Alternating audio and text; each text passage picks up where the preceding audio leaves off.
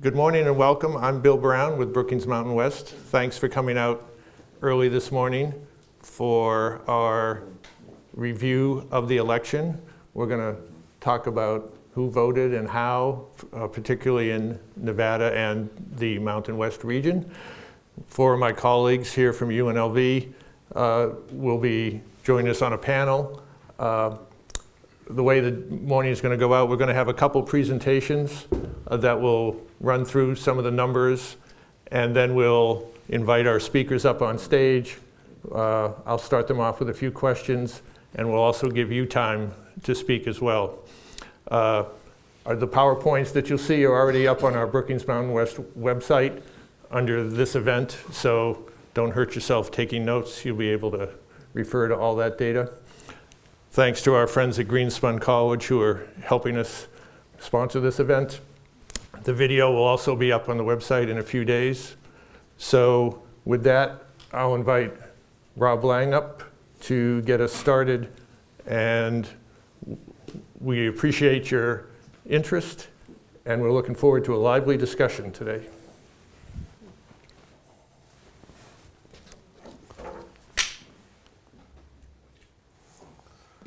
Thanks, Bill. I look out at the audience, which seems a little spare, and I was told by many people they sent their regrets. They said, for some reason, I'm not saying why, that they really didn't want to hear this, quite frankly.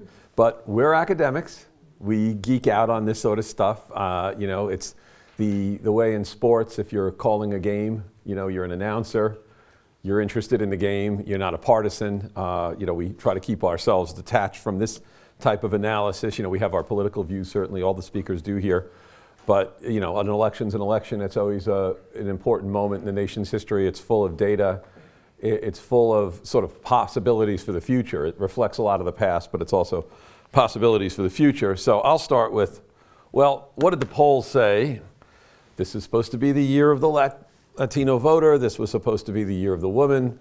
The Democratic blue wall you heard so famously about was supposed to hold. No matter what you hear, the Democrats have over 270 electoral votes, which is the tipping point, the threshold for winning. Well, what the voters said was a little different. Now they're calling it the revenge of the rural voter, the Rust Belt state rebellion, and the Brexit in the American heartland. So you can tell how this went. So what went wrong? Well, the state polls were off, and I mean in some cases way, way off. For example, famously, Hillary Clinton did not campaign in Wisconsin.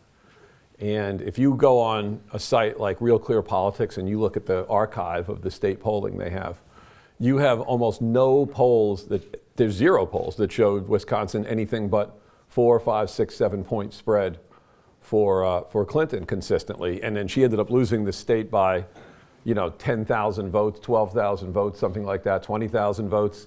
There were 30,000 write-ins for Bernie Sanders in the state. So that's to give you an indication of how close that is. So this is from the New York Times Upshot. They did this nice graphic, and it shows, where you see red at the top is a state that Trump won, and if you see blue, it's a state that Clinton won. If you notice, on the left side are the states that Clinton would have won. On the right side are the states that Trump ended up winning. Look at North Carolina, Florida, Pennsylvania, Wisconsin, Michigan. Those 5 states, obviously Clinton did not win. In fact, had she just won Pennsylvania, Wisconsin, Michigan, which were, if you look at where they are in the graphic, how far to the left those little dots are, those were 3 reasonable states that the Democrats thought they'd win. And of course, if you look, Nevada was the closest to the line. But Nevada went back the other way. Colorado went back a little the other way. Virginia wasn't near the line, but it didn't jump all the way. Virginia was considered more competitive than, say, a Wisconsin. But Virginia didn't go that way. Northern Virginia has a white population that's quite successful and affluent. And the education levels are one of the predictors for Democratic Party voting. So a state like Colorado has a very highly educated population as well. Nevada has a very large Latino and Asian population that tend to vote for Democrats. Plus, it has the Culinary Union organizing the state. And then places like Illinois, Washington went in the other direction. And that's impressive because Illinois, she's a native to Illinois, but Barack Obama was a senator from Illinois. And this is another graphic that just shows that for 2016, the state polls were off by the most they've ever been in the way we track state polls. So anybody who is putting out aggregators, anybody who is running election simulations, we're all going to miss this. In fact, interestingly enough, the Republicans themselves revealed to Politico on the Friday before the election that they were likely to lose with a maximum of 240 electors is what they had in their camp, and they were just letting Politico know this in advance. Politico took a sort of oath not to reveal it until after the election. And when the election was over, did a nice story of, hey, even the Republicans didn't think they were going to win. I mean, the candidate thinks they're going to win. Walter Mondale thought he would beat, Ronald Reagan in 1984. Bob Dole thought he'd beat Bill Clinton. But the campaign staff, the professional staff, that are running the data, especially the ones that were at the Republican National Committee, they didn't have that much confidence in it because they were looking at these polls and imagining they could be off. But in recent years, they haven't been that far off. 2.3, 1.7. So it's not that people were making this stuff up. It's that the polling was off. I happen to know that if several of these pollers, most prominently YouGov, which is the Economist polling, is going to call back everybody and ask, what happened? Did you tell us the truth? Did you change your mind? Were you taken off a voter roll? Did you go there and not have the right credentials? Like, what frustrated your vote? Did you change your vote? Were you always going to vote this way and you just didn't let us know? Were you saying you were going to vote for Johnson, for example? That one of the theories is that Johnson's support collapsed quickly. You see that on third-party candidates often. But right now, it's all speculation. No one knows. It'll take years. There'll be conferences. Somebody's going to get tenure on this. I mean, this is going to be a big, what went wrong in 16 is going to be a big academic enterprise. So for the results, we elected Trump the 45th president. He'll win 306 electoral votes. Michigan's the last state out. New Hampshire was called for Clinton. And it's the largest electoral college win since George H.W. Bush in 1988. So the Republicans haven't won many elections on the popular vote side, certainly. And they've not won over 300 electoral votes since, the time cell phones were as big as this podium up here. So it's, kind of a shock to see, especially on a race where if you look, Clinton is, this morning I just checked, she's just a hair under 1 million votes in the popular vote. She's projected to be 1.8 million or even as high as 2 million. And to put that in perspective, that's a bigger percentage win of the popular vote than Kennedy had when he won both the popular and electoral college vote in 60 or Nixon in 68. And the Democrats have been very popular in that they've won 6 of the last 7 popular votes. But the problem is so much of that vote is in California. I've had friends call and they say, they're not done counting. No, they're done counting in the states that matter. They're not done counting in places like Washington State and California.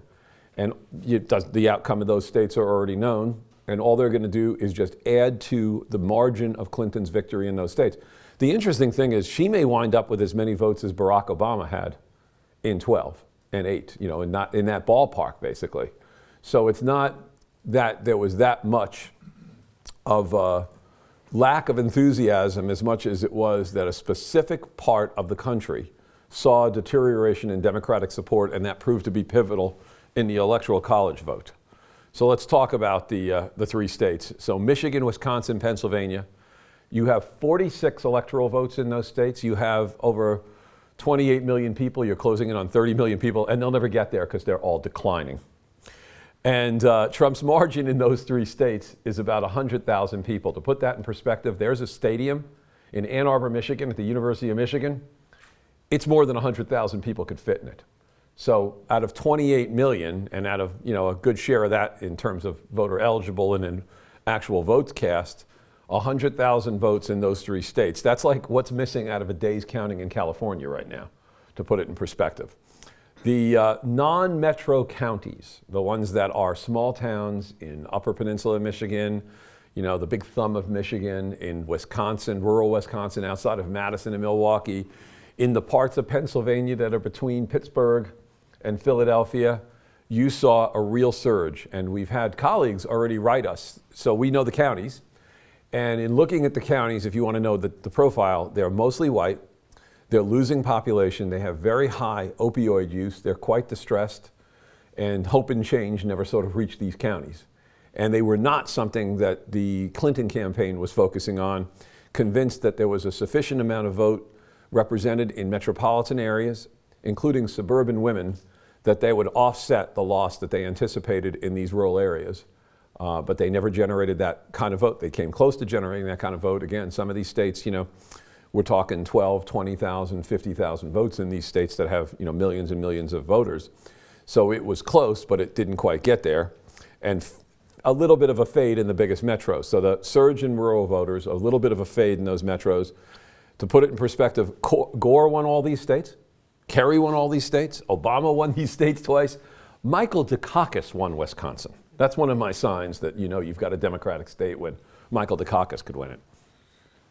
The Southern Mountain West, our region, how did things go? Well, it was solid for the Democrats. They were a little bit closer in Colorado and Nevada, the races, than in 12. In 16, they were a little bit closer. But also, Arizona closed a little bit. Arizona's trending towards a blue state. It's a red state still, and has been voting mostly with the Republicans. But that's why Clinton was spending so much time there. Critics will say she should have been in Wisconsin, but you can't know that until after the fact. Again, she was looking at polling that showed Wisconsin more secure than Virginia. She was looking at Wisconsin looking like it was New Jersey, practically, as a blue state. So in Nevada, what happened is we've actually bucked the trend. Nevada went blue. It changed the assembly out from Republican to Democratic. It changed the state Senate out from Republican to Democratic. We went from one Democratic person in the U.S. House to 3 of our 4 House seats being held by the Democrats. The Senate seat was held by the Democrats that Reid is vacating, and Clinton won the electoral votes. So, the Democrats are pretty popular in the West. In fact, Clinton, if you look at the Pacific time zone, she won every state in the Pacific time zone. Alaska's not the Pacific time zone. It's west of the Pacific time zone. It's in its own little happy time zone. So here's the demographics that were the basis for determining where the electorate was. If you look at the Mountain West states, you've got most of the population in big metros. That's one of the things that advantages. If you're going to have a rural surge, you need rural areas. And if you look at a state like Nevada, for example, a very small share of the population is in rural. There's a lot of space. There's a lot of west out there. But the difference is, as big as Milwaukee is in Wisconsin, there is a tremendous amount of people that live in Oshkosh. And that is a town. That's not just a clothing line. They live in these towns in the sort of, again, northern parts, western parts of Michigan that are small towns, smaller cities or micropolitan areas in some cases, but they're collectively a pretty decent share of the state. Interestingly, if you look at the shares here, so Arizona's like us, we're about as urban as Arizona, Colorado especially too. The biggest metros, in this case, I put the whole front range of the Colorado Rockies from Denver all the way up to the border together because it's in a combined statistical area. Same with Arizona. Same with Utah. The whole Wasatch Front is represented here. When you look at these numbers, the percent in the metros, only in New Mexico is lower than sort of U.S. average for that. And New Mexico's rural spaces are mostly Latino. So it's not it's not rural and white. So the Midwest is rural and white. And Dave Damore and I, there's a paper out there, I think we had 10 copies of it, it might be sufficient for the size audience, speculated, and this is a paper published in September of this year, but we've been working on for a while, that one of the interesting dynamics that could happen is that if you tell the white population, especially working class whites that feel displaced by change in the country, that are not part of big metropolitan coalitions, that are not living in the Atlantas, but are living in the downstate areas of Georgia, but especially in the Midwest, we saw this. If you tell enough Northerners who historically voted party not on the basis of race like they do in the South. So in a state like Mississippi, it's got a very high minority share in Mississippi. You practically have a 50% African American population in Mississippi, but every single white votes for one party. It used to be the Democrats, and now it's the Republicans. So the difference is the North didn't have that effect. The North had rural whites that just voted as they saw, the issues. If you tell enough of those whites that you're going to become a minority in 2035 or 2041 or something like that, perhaps whites begin voting in those states in a block. And if you have rural whites or working class whites voting in the block, that would be the largest minority group in the United States. It's a plurality of the US. And that's what appeared to happen in some of those states. We don't have that demographic, but they do in the Midwest. So we speculated actually there in that paper that the biggest opportunity for the Republicans, and we say it quite explicitly, are places like Pennsylvania, Michigan, and Wisconsin, and we couldn't be clearer about it in the paper. But again, if you had asked me, did I think this was the tipping point election, I would have said no, they're not quite there yet. That might be a dynamic you'd see in 2020 or 2024. The acceleration of that in this cycle, because of the way the campaigns played out, is one of the sort of important stories here. Now, whether or not that's a permanent switch, is that something where if you have an African American president, then the drama of race is heightened as a result of that, and that by the time Trump is running for re-election, say he does in 2020, that some of that effect is lost, that the Midwest hasn't been improved perhaps under the Republican administration, and that there's sufficient anger up there that that vote doesn't come out in a block or coalition of that nature, then the Midwest is in play. The Midwest is a swing region, and it swung. And it swung with the party that won the office. We're the new swing region, but we don't quite have the electoral college clout that you do there because we only have about 37 electoral votes between all these states. So if you look at the percent white, again, in our case, we have a share that's still majority in these states. New Mexico, you don't, but it's smaller than you'd see in the Midwest. We don't have a lot of grads in our state, but you do in Colorado. The interesting thing in Nevada is that we have only 14% of people who vote in this state that were born in this state. We have 23% that were born in California. So if California is going blue, it's only a matter of time till Nevada is going blue for that reason. And you also have a high share of foreign born. You have some of the Californians in a state like Arizona, but you have a lot of people from Illinois, you have a lot of people from Metro Chicago and places like that. And this is the Electoral College vote over time from '92. And what's interesting here is the Democrats have gained a majority share twice when Clinton was elected, and that was as recently as 2000. This was only 30 electors. Since 2000, this region has added enough electoral votes to equal the state of Oregon in just this region in the West. That's the kind of growth we've experienced in states like Colorado, Nevada, and Arizona, and Utah altogether. So if you look at this is the key number here. So Clinton wins 17 in '92 of the 30. Clinton wins 17 again of the 30 in 1996. And then Gore only wins 5. Had he won Nevada that year, Gore would have been president. Had he won Colorado that year, Gore would have been president. He only wins New Mexico. Then Kerry in '08 wins nothing. The region is a complete wipeout, including Nevada, for the Democrats. And then in the last 3 cycles, it's been split 3 states to 2 states. That is, Arizona and Utah are Republican, Colorado, Nevada, and New Mexico are Democratic. Nothing changed. If the election had swung out to the west and the blue wall had held by a hair in Wisconsin and in Michigan and Pennsylvania, which they were predicted to do and securely do, then Hillary Clinton would have won with 278 electoral votes. But that is not what happened. So even in the early part of the evening when Florida looked like it was going the wrong way, for Clinton, and no pun intended here, but, North Carolina went south, which it can do because it's in the South. And all that was sort of lost. At that point, the first thing I turned to was I looked at the Midwest.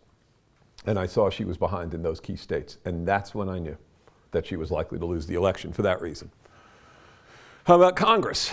Well, only one thing shifted in the whole region. So the same number of Senate seats, we saw re-elections in places like Colorado, New Mexico, and Nevada of Democrats. So you've got 6 seats to 4 seats. There's 4 Republican seats, 10 seats in the region, 5 states, two senators per state. And we have, over 30, obviously, of people in Congress. And the interesting thing is that only Nevada switched. That is, it was a gain of +2 in our state. We went, again, from 3-1 Republican to Democrat to 3-1 Democrat to Republican. To put it in perspective, it's the most change of any state delegation in the U.S. this year. And there's only been 6 seats switched in the entire Congress, last I checked. Right before the Comey letter, on October 28th, I printed out the Cook report, which is Charlie Cook's famous for being good at calling House seats. He had 30 seats plus in play, and he had the Democrats winning 16, 18, 20 seats. That's how fast that changed. That's, they say a week's a lifetime in politics. Well, believe it. So, just a few slides just to wrap up now, and I'll turn it over to Dave Damore. What's happening in this region? Where is the American swing regions, and where is the sort of future blue walls for the Democrats? So this section of states right here, with California, Connecticut, everything. States have won the Democrats have won these states in every election after 1988. So the last time the Democrats were completely wiped off the board was in the 80s, and it was Michael Dukakis. And so, but even there, he won New York State, he won Massachusetts and places like that. So this is the solid blue wall. There doesn't seem to have been even a lot of slippage in this blue wall in this election. This hardly moved. The fading blue wall states, Michigan, I'd include Minnesota, which Trump, almost won. Trump was derided for going into Minneapolis, actually, late in the campaign, and people said, what is he doing there? What a ridiculous thing to be there. Turns out he knew what he was doing because, he almost won the state. Same with Pennsylvania, Wisconsin. These states all were within 2%, either plus or minus. So 3 of them went 2% or 2% or less to Trump. Some of them went 0.3% to Trump. And in Minnesota, it was like 1.5% to Clinton. 56 electoral votes. By the way, the solid blue wall still includes 175 electoral votes. Then there's this emerging blue wall states. These are states that the Dems have won in the last 3 elections. So you see these states starting to trend to the Democrats: Colorado, Nevada, New Mexico, Virginia, and that's 33 electoral votes. But really the future blue wall is if you look at the demographic changes in places like Arizona, Florida, even North Carolina with 55 electors, and these will gain. All of these will gain in the next reapportionment of Congress in 2020 when we do the 2020 census, and it's reapportioned in 2022. They'll be online with more electoral votes, significantly more, by the 2024 election, not 2020, but the 2024 election. Same with Colorado. I don't think we'll pick up a seat. Virginia could pick up a seat, though. So, these states, they'll lose. And some of them might lose, a couple of electors, but altogether, something like this could be down to 53 or 54 electoral votes by that point. So the Democrats' emerging blue walls in parts of the country that are gaining population. And I'll leave you now and hand it over to Dave.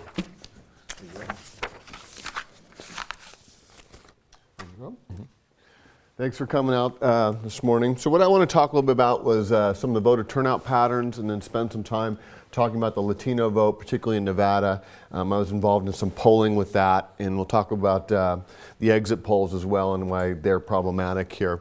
So the first thing I was looking at in the election was sort of voter turnout across the region. And so this compares 2012 to 2016. And for each of the 5 states, I have 2 columns, and that's the share of the registered voters who came out. And then the other one is the age eligible. So that is people who could have voted but weren't registered, for instance, and did not here. And 2 things that jumped out to me was a huge decline in voter participation in both Arizona and Utah. Those are states, of course, with high LDS composition of their population. And there's a lot of speculation that Mormon voters would be less engaged this cycle, particularly compared to 2012 when they had Mitt Romney on there. And you certainly see that particularly in Utah, where voter turnout goes from 80% down to 60%, and the age-eligible population drops to just over 43% there. So tremendous decline in voter participation in Utah there. There was a lot of speculation in Utah that the Evan McMullin might pull that race out. He ended up not doing that, and Trump did quite well there. My theory here is that a lot of voters just simply stayed home in Utah, knowing it wouldn't matter. You see something similar in Arizona as well. There was also, as I'll talk about here in a minute, an increase in Latino voters in Arizona, and that's one of the reasons why we saw one of these shifts, some of this shift in Arizona there. If we take a look at the exit polls here from 2016 for the region, there's a couple of things I want to point out here. So these are, the exit polls are paid for by the major news organizations, and the idea is to go out there and get a quick read on how voters voted when they came out of the voting booth. But as we'll talk about here in a minute, there's some problems with how they do that. But what I thought was interesting here is if you look across the 5 states of the Southern Mountain West here, only Nevada is able to fill out all of the different race and ethnicity categories in there. As we like to say, we have diversity in our diversity here. Certainly Latinos are the largest share, but you see African Americans, an emerging Asian vote as well. None of the other Mountain West states are able to even sort of have enough of critical mass to even to survey those folks there. So that was kind of an interesting difference between Nevada and some of the other Mountain West states there. I also highlighted here the columns for the Latino vote here, and you'll see that obviously according to the exit polls, Hillary Clinton did very, very well with Latino votes, but there's some problems with these data, and if you sort of look at them historically, the exit polls would have us believe that Donald Trump did better than Mitt Romney with Latino voters, and not that too far off from where John McCain was in 2008 there. That's obviously a very, very tough thing to swallow. And as I'll talk about here in a minute, there are some problems with the exit polls. Now, I work with a firm called Latino Decisions, and we specialize in surveying Latino voters. And we did a big 5,000 person election eve survey with oversamples in all the key swing states, including Nevada. So we had a 400 person Latino voter survey in Nevada. And as you can see, our data suggested much, much lower support for Donald Trump in all the Mountain West states there. 12% in Arizona, 16% here in Colorado there. So we'll talk about why there's this difference, because it's been it's been something that's been brewing since 2004. So in 2004, there was this claim by the exit polls that George Bush had won 44% of the Latino vote. And some analysis after the fact suggested no, that was wrong. In fact, it was closer to 39%, which of course is a high water mark for Republicans in recent presidential elections, and they've been consistently losing support with Latino voters here. So the question is, why do the exit polls have such different numbers? And they've been a lot of back and forth with my colleagues at Latino Decisions with the exit poll people here, going again back to 2004. The same problem keeps emerging, but it's becoming more and more of an issue because Latino voters are growing and becoming a bigger segment in some of these key swing states here. The first here is, how do they draw their voters? Well, the first thing they do is they're not looking to get a random sample of voters. So when the exit polls they select specific voting precincts that they think are indicative of how the state is going to go. So they look for precincts that historically have been like 50-50 precincts, with the idea being if you can survey those voters in those precincts and they're breaking one way or the other, you can have a pretty good idea about how the state's going to go there. So it's designed to sort of get a sense of how the state's going to vote, but what it's not designed to do is give you a nice estimate of how different subgroups of voters are going to vote, particularly groups that tend to be geographically concentrated, such as Asian Americans, Latinos, and of course African Americans as well there. So they do a very, very poor job of getting that information. Now, the best information will be produced by the census, and it'll be out this summer, and they'll do a big survey right now, the November supplement of the current population survey. And they'll have a huge survey of everybody, asking them, were you registered to vote? Did you vote? They do not ask vote choice in there, but allow us to get a much better sense of what the actual population of who voted in each of these states are. But that, of course, won't be out till July, and everybody will have forgotten about this. So there's that downside to it there. The other problem with the exit polls is like a state like Nevada, where you had like 67, almost 70% of the vote was done early. If the strength of the exit polls is they get you right as you're coming out of the voting booth, Well, not many voters come out of the voting booth on election day anymore. So they've had to sort of figure out what's happening, and they've done much more, partially done some of their surveying by phone here. The other problem we learned this cycle was the exit polls got their budget cut, so they had fewer resources to work with this on that type of stuff there. So my colleagues at Matt Barreto and Gary Segura have done a lot of work on this. And what you end up finding here is if you compare the exit polls to the Latino electorate more generally, there's a couple of things that stand out, and I'll highlight this in a minute here for you too. The first is that the exit polls do very, very few interviews in Spanish. And typically about 30% of Latino voters prefer to be surveyed in Spanish. So you're missing that part of the electorate if you're just doing English only. The other part is they tend to draw, because of the precincts they poll from, they tend to have a much more educated Latino population and also tend to have a wealthier population. There's about 5% greater than above the median according to census data, and about 11 to 12% more with a college degree. On that one there. And again, that has to do with the precincts they're drawing from here, right? And of course, we know that what we saw in the exit polls are very, very inconsistent, not with just our own polling, but with a lot of polling that was done right before the election here. And then we can now, of course, begin to start looking at precinct data here.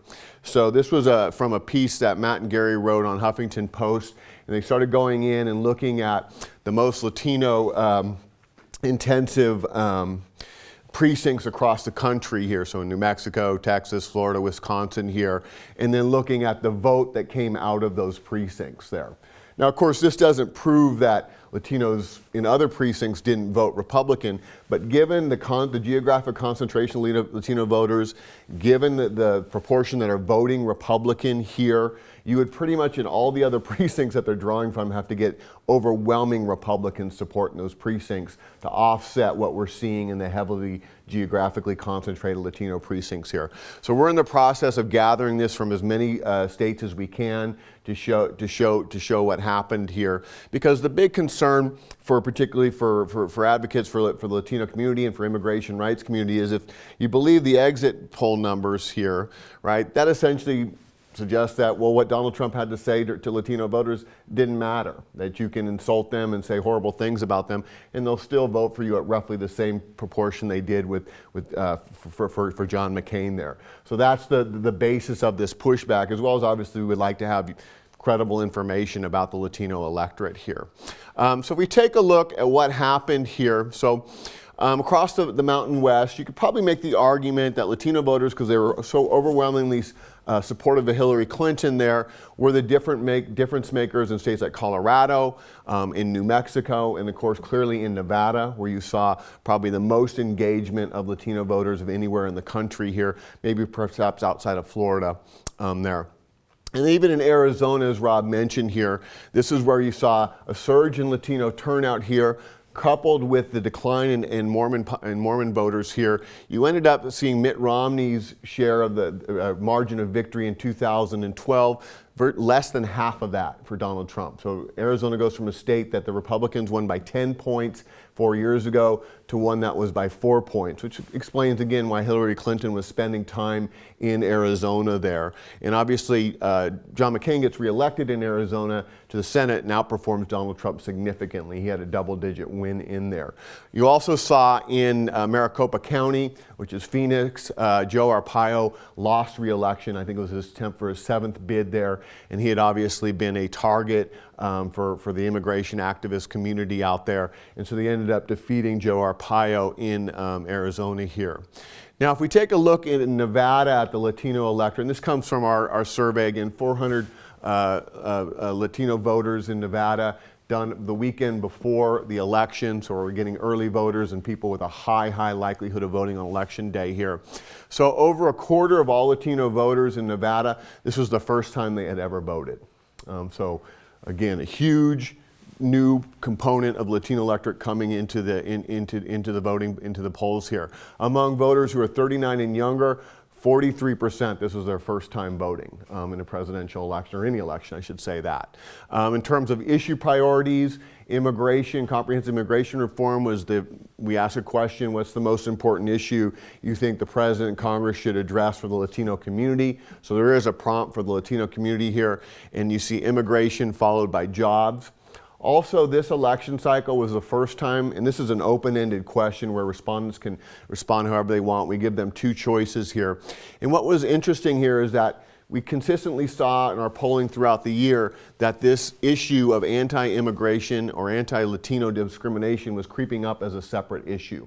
And in Nevada, 11% of Latino voters cited that as the most important issue facing the country. Clearly, I think that reflects the tenor of the presidential election here. And most Latino voters were well decided. 60% knew before 6 months ago how they were going to vote, and 80% knew, and I didn't put that data up there, before the conventions. So there wasn't a lot of movement among Latino voters during the election during the campaign this fall here. We've been asking this question for a while, and this I think is an interesting question. We asked Latino voters, why did you come out to vote? In each election cycle, we're increasingly seeing a larger plurality of voters responding that they came out to vote for the Latino community, to represent their community, as opposed to voting for a party or party's candidates here. So again, this goes to this notion that the Latino vote is coalescing as a community and less of a sort of partisan organ, if you will, here. About a third said they came out to vote for Democratic candidates. Among those who were contacted in our sample, about half of the respondents, I think it was 52%, said they had been contacted by a candidate or a campaign over the course of the election here. The Democrats did a much better job reaching out and contacting Latino voters there. 37% of that 52% said that they had been contacted there, and 16%, so much less effort on the Republican side, something we've obviously seen very, very consistently over the last couple of election cycles there. DACA, a very, very important issue for Latino voters, and obviously there's a lot of concern what President Trump will do with the DACA program. Also, there's a lot of opposition to the efforts of the Republicans through the courts to kill the implementation of DACA as well, and that's unlikely to be picked up by President Trump anytime soon. What? What are the acronyms? Oh, DACA is the program for children, early arrivals. If your parents are unauthorized and you were brought here as a child, you can get a work permit, allow you to go to school. DAPO tried to expand that to the parents as well, and that was the basis of the Supreme Court challenge from a case out of Texas. Nevada's Attorney General Adam Laxalt also joined that case there. Immigration looming large in the vote, and the reason why immigration looms so large is that last data point up there. 68% of voters, of Latino voters, have a family member, friend, or coworker who is undocumented. So this is not an abstract issue to these voters. This is their families, this is their communities here, and it really shows up in terms of how they're performing at the polls here. If we break down the crosstabs here for the three races, the presidential race at the top, the U.S. Senate race, followed by the House, and that's just a generic House question, did you vote Democrat or Republican here? So a couple things stand out. Just as we saw in the electorate more generally, you do see a gender gap. Clinton, Cortez Masto, and the Democrats run better with men than women, Latino voters there, about a 10% or 14% swing there, depending upon the race here. So you certainly see that.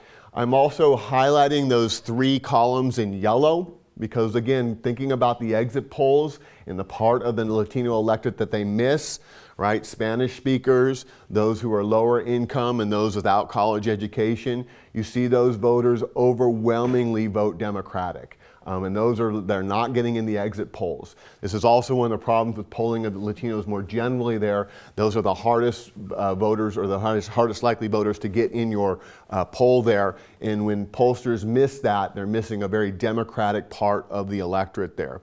You see voters under 40, overwhelmingly Democratic across the board there. And then you'll see first-time voters, right? Again, overwhelmingly Democrat. So these are voters who are never voted before, came out, registered, and they overwhelmingly voted Democratic there.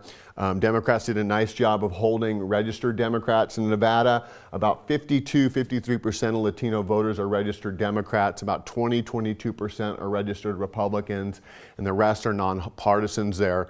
And you see, obviously, Donald Trump, as we saw this 4 years ago with Mitt Romney, also bleeds a lot of Republican identifiers who ended up voting Democratic there. And then the Democrats take the overwhelming majority of the nonpartisans, which again is about 30% of the Latino electorate, so it's not insignificant. It's actually larger than the electorate as a whole is in Nevada there. And you see there was very little drop off for Cortez Masto. Some of her polling early in the cycle had showed her running behind Hillary Clinton. Joe Heck was running a little bit better than Donald Trump. And you see he ends up a little points above, but it's well within the margin of error there. But the good news for Cortez Masto is she narrowed that gap here. And that was very, very critical for her because, of course, Cortez Masto wins the Senate race, but she only carries one county in Nevada, and it's Clark County. She lost every other county in Nevada. Hillary Clinton won Washoe County narrowly. Cortez Masto, who went to UNR and obviously was Attorney General for eight years up in northern Nevada, she ended up losing narrowly in Washoe County there. But the only county she wins is Clark County, which gives you just a sense of the size of Clark County when it comes out to vote, that it can determine outcomes. So we saw that in the Senate race. And of course, Clark County was also the only county in Nevada to support the background checks. It failed in every other county out there. So very different story from 2014 when Clark County voters did not turn out. The rural voters had a big say in the outcomes here. This time around, you saw incredible mobilization of Latino voters. Some of the most iconic images of the campaign were in Nevada, at Cardenas on Friday night of early voting, and of course the mariachi bands going through East Las Vegas, bringing people to the polls. So with that, I will turn it over to Pam. I'm going to invite our panel up on stage now to join us, and we'll start this part of the program. We're not big on long introductions here at Brookings Mountain West. If you have the agenda, you can read all about us, but let me just point out we have Rob Lang, Executive Director of Brookings Mountain West. You just heard from Dave Damore from our Political Science Department, Benoit Jacob here from the Greenspun College, and we have Michael Green from the History Department. So, Michael, can I ask you to get us started? Nevada has a pretty good track record at picking presidents, but not this year. Is that an aberration? I think it's possible that it is an aberration now, because we can see, especially from what Dave Damore presented, the changing characteristics of the electorate, not only in the Mountain West, but especially in Nevada. Now, does that, if there's going to be a swing nationally, if we're going to see certain changes that will develop in the next few years, Nevada could well be the bellwether. And the trivia, Dave and I were talking beforehand, Hillary Clinton and Gerald Ford. They are the two people who ran for president since 1912 who got Nevada's electoral votes and lost. Nevada usually picks the winner. For what it's worth, Nevada began its streak after constantly voting for William Jennings Bryan, who, lest we forget, was a populist, who tends to be remembered now not even so much for his populism, but for being Frederick March in Inherit the Wind and defending the teaching of creationism in science classes. Well, maybe there's something to be connected there. I don't know. But there was an article by Dee Taylor, who ran the Culinary out here for quite some time and really did a great deal to build it into a political force here. And he said, look at Nevada, look at what Nevada did. Roberta Lang, who's chairwoman of the state party, said, well, Nevada's Nevada. It doesn't mean that that's going to have an effect elsewhere. I think in the post-mortems, it's worth looking at Nevada to see what can be applied around the country. Great. Thank you. Benoit, we just saw some interesting data on metros and Clark County and the power of metros when they vote, when they turn out. Any comment on that for this election and what might happen in the future? No comment. I think to some degree the metros did what people expected the metros to do. They supported Hillary Clinton pretty largely. And so some of this narrative is, I find interesting. As Rob said, we're academics, and so we geek out on the data as presented. But sometimes data hides an interesting story. And what I find interesting in this kind of post-mortem of the election is to go back and look at some of the stories that have been told. And if you look at some of the stories that have been told, what you see is actually a story of rural America. So since about 2010, there have been a series of articles that have poked out in different venues, academic and pop culture venues that sort of point a cautionary picture to urban America. Now, the data would say, of course, for the Democrats to win, you hold cities and you're off and running, right? You've got enough electoral votes to do that. But a lot of these articles point to what they call this urban-rural divide, right? And this urban-rural divide started off as just being an economic thing, then became a population thing, and then increasingly the more recent articles talked about it as a real cultural and political phenomenon, that what you have in rural America, which is not entirely in rural America, is this kind of populist movement, this movement that is upset with large government, that is feeling neglected.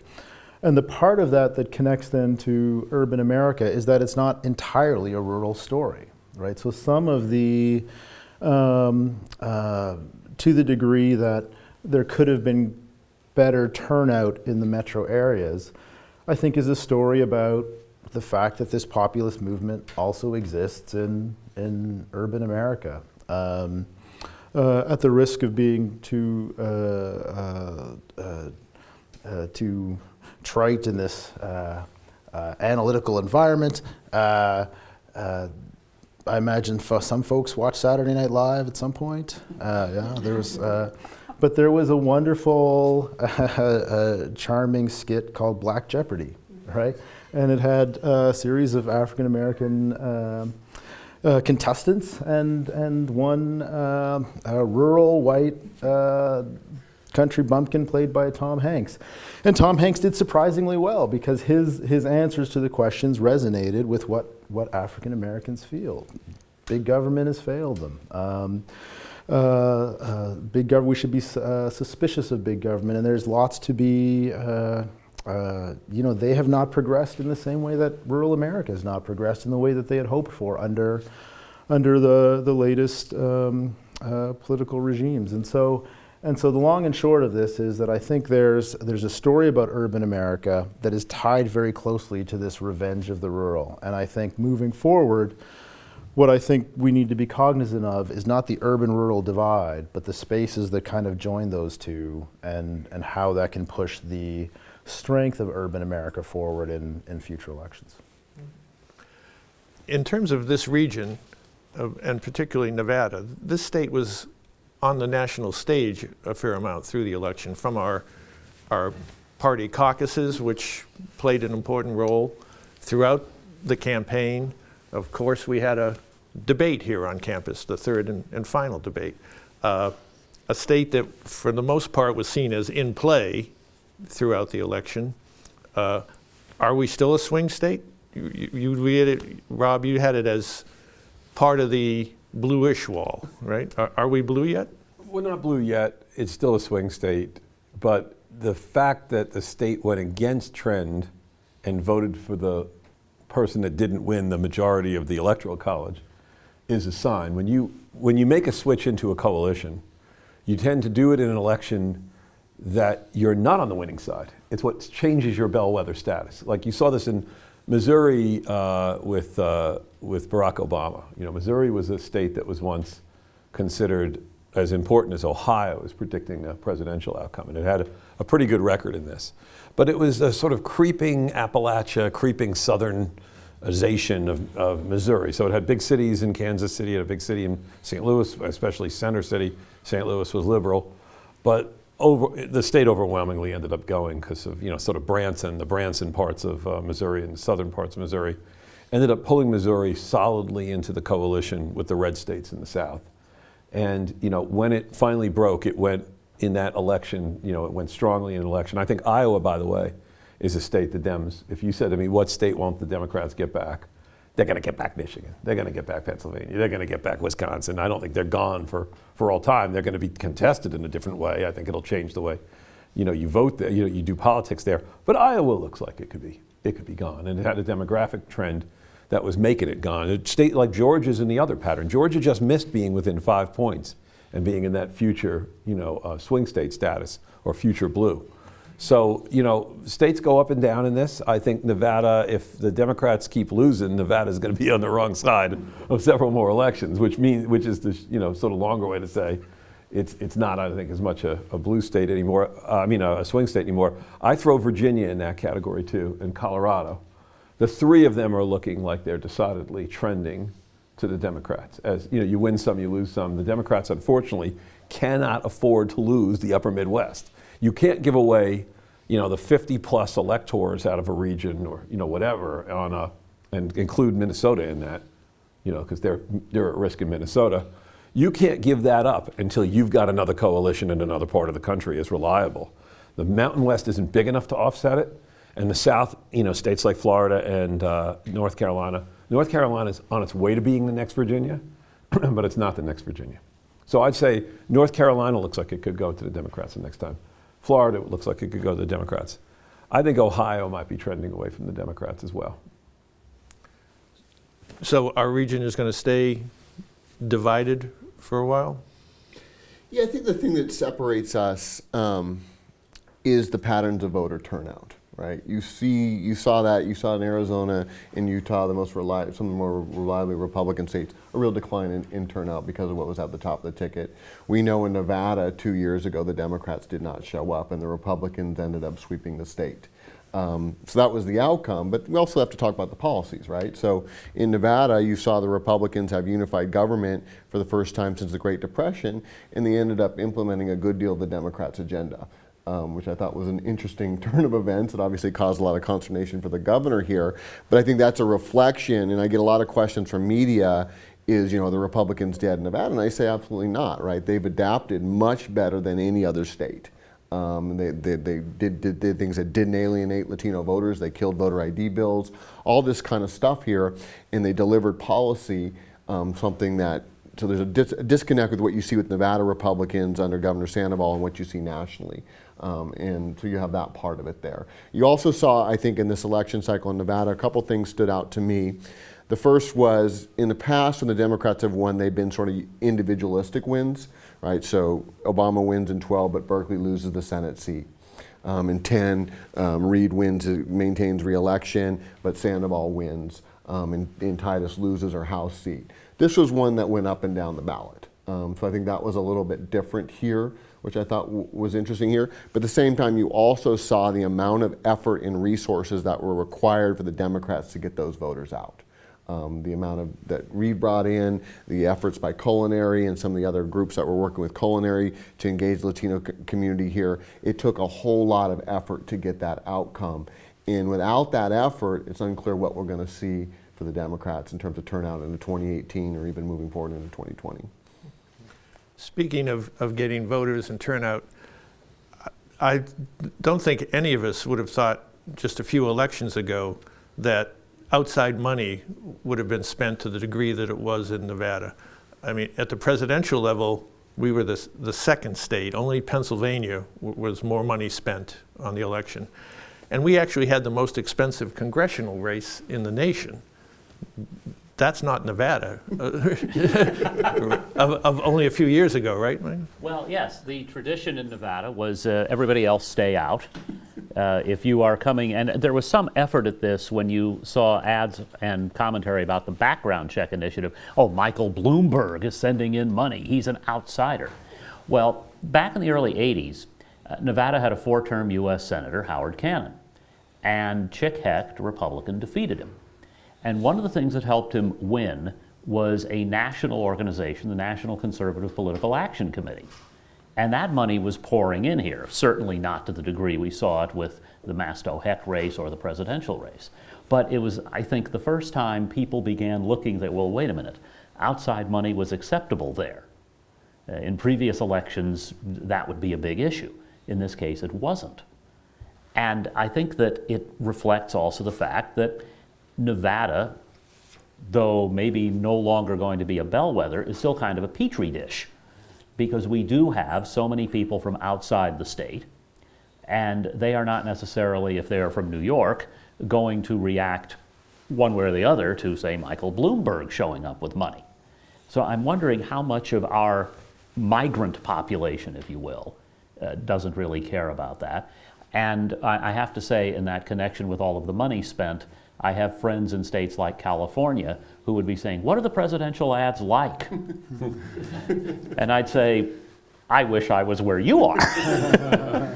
So there's also, at some point, I think with this sort of thing, a law of diminishing returns, where people begin to say, oh, enough already.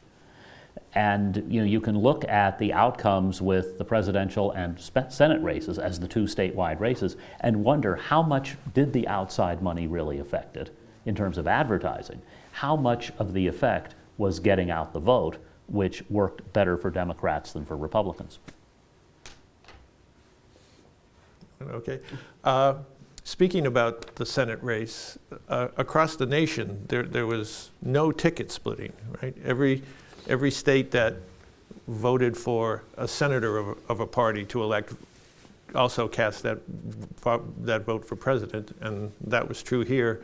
In a Senate race that was always seen as relatively competitive and therefore drew a lot of national interest because of the chance that the Senate might flip or be 50-50. Did that outside money determine that race? I don't think so, right? Because if you think about, they started going after Cortez Masto in May, right? That's when the first negative ads trying to define her hit. Steve Sabella had an interesting piece, and he said, what they were saying just wasn't sticking, that she's the most corrupt attorney general in Nevada. I think Michael would probably disagree with that. Would you like them alphabetically? So, some of it was just sort of over the top. They're bringing in issues that voters didn't really care about. It just became sort of background noise. There. And what I thought the most telling part of that Senate race was the last 3 weeks when Cortez Masto got the momentum, she was everywhere. You could not, every event she was there. She was out doing all the GOTV she could. Joe Heck did not have a public event in the last 2 weeks of the election, which I thought was just stunning. You were in one of the most competitive races in the country here, and you're not doing any public events in the last 2 weeks of the election. And that was an election that was decided by 25,000 votes. Right? So at the end of the day, there's going to be a lot of head scratching about his strategy there. But I thought that was a very, very telling point that she grabbed the momentum came her way, she grabbed it. Everybody had said, oh, this is kind of a plotting campaign. Last 3 weeks, she was everywhere and he was nowhere to be seen. And at the end of the day, that's what got the voters out. A couple of factors in this, too.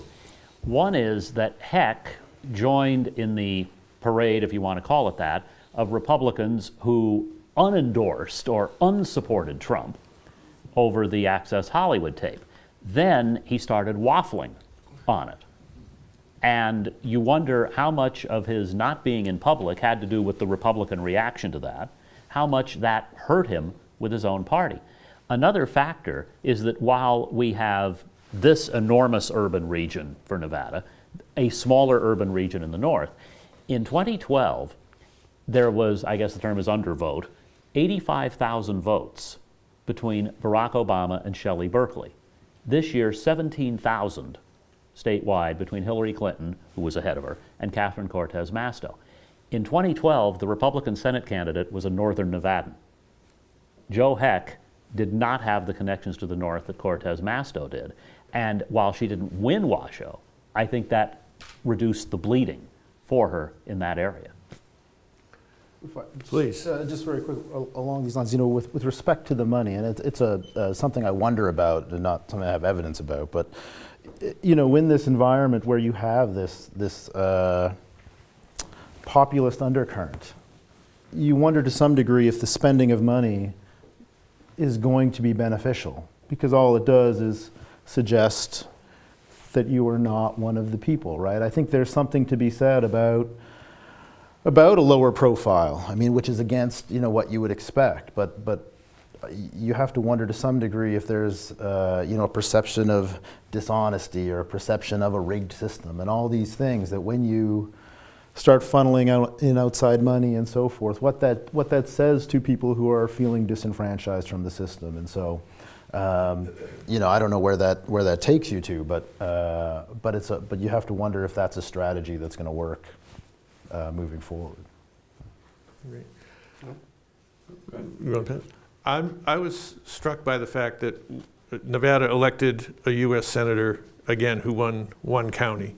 Obviously, the largest county with about 1 million of the 1.5 million voters in the state. And just for comparison's sake, in the recent midterm election, we elected an attorney general who didn't win Clark or Washoe County, right? So, I don't know if there are two bigger extremes there. What happened? That's the turnout, right? I mean, that's a function of who votes. So in the 14 election, the rural counties count about 12, 13% of the population. They were 17% of the vote in that one. And yeah, Adam Laxalt won the first time, I think, since the Great Depression. You had a statewide winner in Nevada who didn't carry one of the urban counties there. He was close, and Ross Miller, narrowly won them. But the point is, he didn't win them here. And we saw a tremendous decline in turnout in 2012. About 500,000 people did not turn out to vote who had voted in 12, who didn't vote in 14. This time around, the turnout there was more voters registered. Registration went up 200,000 voters. Most of that was here because of all the efforts to register voters here. But at the end of the day, right, the Democrats had 140,000 voter registration advantage in Clark. They won the county by 80,000. So as well as they did, right, there's a room for them to grow. They did not get all their voters out there. But as I said earlier, you just saw how much effort it took to get those voters out. And some of that might have been people not in love with the top of the ticket, some of these other issues here. But that's why I always, I think the state will still be in play just because the voter turnout is so variable here. So contrary to sort of popular culture, the West isn't really that rural.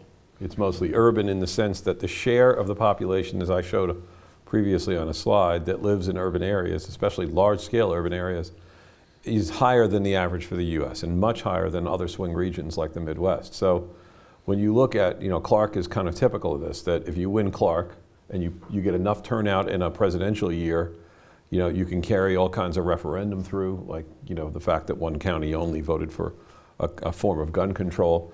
You see this in Colorado as well. One of the things that secured Colorado for the Democrats is that Denver and its suburbs were in the same position, essentially, in Colorado as Southern Nevada was, in Las Vegas Metro was, in Nevada.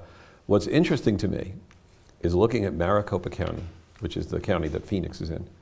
Maricopa is often the most populous Republican voting U.S. county. So, the story is typically that Los Angeles County, by the way, Orange County for the first time since 1936, since Roosevelt, voted for the Democrats. That's a sign how different California is. To put it in perspective, Marin County voted for Ford in 76, just on the opposite pole. But Maricopa is interesting because, Maricopa throws out Sheriff Joe. And typically Pima County, which is Tucson, has been the more Democratic-leaning county in Arizona, just dwarfed by the way Reno is to Las Vegas, Pima or Tucson is to Phoenix. But what's interesting to me, and this is a state with 11 electoral votes on its way to 12 electoral votes in the next cycle, is what things are shaping up like in Maricopa. Because if Maricopa goes blue, then that's where Arizona is gone. Because again, there's just not that much rural Arizona left out there. And parts of rural Arizona are quite frankly Indian country, that they're Native American lands, and they're not inclined to vote for Republicans. So the metros are what makes the Mountain West a swing region, and ultimately probably bring several of the states more securely into the blue column, because it reflects the diversity of those big cities. You can't get to 4 million people. In 4 million plus, on the way to 5 million in Maricopa County alone, a single county. A county that exceeds all of the New York boroughs in population, for example. One of the largest urban counties in the United States. There's places like Harris County, Texas, Houston, and Dallas County. Those went blue. Not going to turn Texas. Not going to, I know that's a dream. You didn't see me put Texas on there. That's the fantasy. Forget it. But Maricopa is big enough to make Arizona, and Clark is big enough to make Nevada. And there's a bunch of those. And that's the way the Electoral College works. Because the real sort of revenge of the rurals are possible. Because if you have enough of a share of a state, that even though the rurals as a whole represent as little as 14, 15% of total US population, put that population in a pivotal state, and voila, you own the Electoral College. And that's what you saw this time. Don't count on the West to have that work for you. That's the fear the Democrats should really have in the Midwest. It's not just that there's white voters out there angry. It's not just that there's working class voters that are white that feel displaced. It's that the share of them in states that they need, like Pennsylvania and Wisconsin, and they're going to need them in 20. The new coalition is not in place yet, that you're going to have to work through that. The Democrats are going to have to find a way to reach into those states and look those voters in the eye and say, we're the ones that would, if you're going to get a factory, if you're going to get consideration in trade or anything else, we're going to be the party to do that for you. These folks aren't going to do that for you. Great. Let me take this opportunity to let us turn towards the audience here and invite some questions and thoughts. If we have any, we'd be happy to hear them. And I don't want to take up all the time with my questions. Crickets. Okay. Sir? Yeah, I have a question. At work, when we talk about the election, I don't know if you guys could answer this because this is outside of Nevada, but one of the things I believe is that automation, assuming that economic angst was the real reason why rural voters voted for Trump, automation and globalization is having a bigger role than many people, than any of the Democrats or the Republicans are willing to admit. So I saw an article on Vice News that was talking about the potential for self-driving trucks in 5 years. So what do you guys think, in your opinion, forecast a little bit into the future that you think automation will have economically?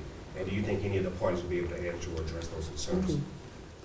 I saw a political cartoon that was great, and it said, meet the aliens that took your jobs, and it was all robotic arms making a car. Automation has done more to displace factory workers than anything else. We haven't lost factories, folks. Did you know our manufacturing output's been steady?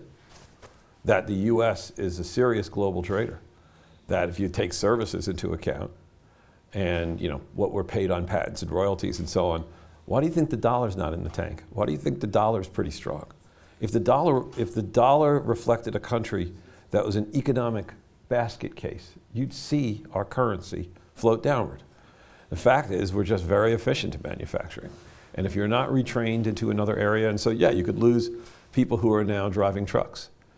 You could lose other areas where robots do everything, and you can't have an economy where one person pushes one button on one robot and is paid all the GDP of the United States. We're going to have to figure out a way to distribute that GDP and create other employment categories that pay pretty well. The interesting thing is you look, Nevada's also a union state, and the unions just won decent wages in hotels. They organized. The hotel industry was big enough, it was lucrative enough, and they were organized enough, these workers, to grab that share of whatever the hotel industry would generate in terms of wealth and be better paid than most service workers. Like a service worker in a place like Southern Nevada is paid better than Central Florida, and they have not been as successful in the Orlando metro at organizing. So this is a case where it's a post-industrial economy. It's based on an emergent industry like tourism, which is growing globally. It's one of the key exports of the region because we have a lot of foreign tourists. But people have been able to find a union job within that sector. And if we had more of that in more sectors and you had more retraining into new technology areas, then some of the distress you'd see in those counties in the Midwest might not have been there and might not have been reflected in the vote. Mike? Go ahead. Well, I would just say, so I would push a little bit to say that I'm not, some of the rural angst is an economic issue. It's true, right? Automation has perhaps taken some of those jobs. But some of that rural angst, going back to this urban-rural divide, is a cultural one. So if you look at Chicago, or you look at New York, or you look at Las Vegas, we look at our peer cities as international, right? So Chicago compares itself with Beijing and has more similarities to Beijing than it does to the suburbs and rural areas surrounding that city. So some of the angst is a story of the economy, but some of the angst is that cities, frankly, have turned their backs on rural America, not in a deliberate way, but in a way that drives their own economy.